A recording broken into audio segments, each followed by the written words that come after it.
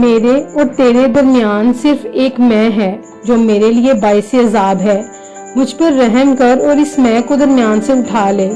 میں وہ ہوں جس سے میں محبت کرتا ہوں اور جس سے میں محبت کرتا ہوں وہ میں ہوں۔ ہم ایک جسم دو روحیں ہیں۔ اگر تم مجھے دیکھتا ہے تو اسے دیکھتا ہے، اگر تو اس کو دیکھتا ہے تو ہم دونوں کو دیکھتا ہے۔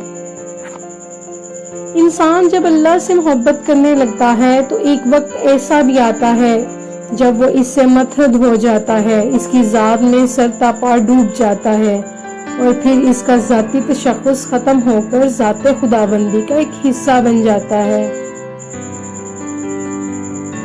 میرے فنا ہونے میں میری فنا کا فنا ہونا ہے اور میں نے اپنی فنا میں تجھے پایا۔ میں نے اپنا نام اور اپنے جسم کا نام مٹایا تو تو نے مجھ سے پوچھا، میں نے کہا میں ہی ہوں۔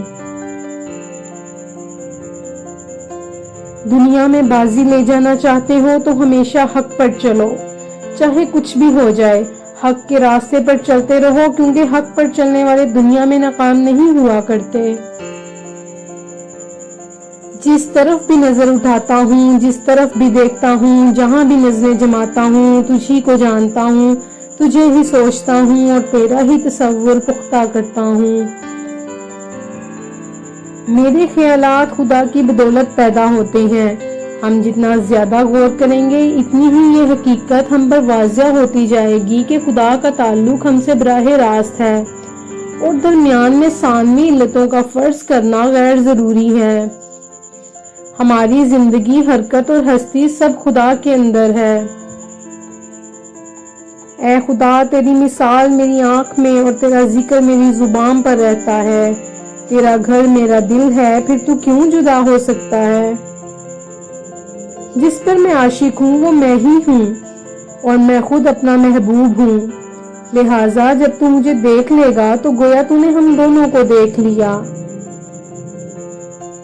اگر تو مسجدوں میں رہتا ہے تو پھر میں خانوں میں کون ہے؟ اگر تیرا گھر کعبہ ہے تو پھر بت خانوں میں کون ہے؟ میری سمجھ میں نہیں آ رہا محبوب کہ میں تجھے کہاں ڈھونڈوں۔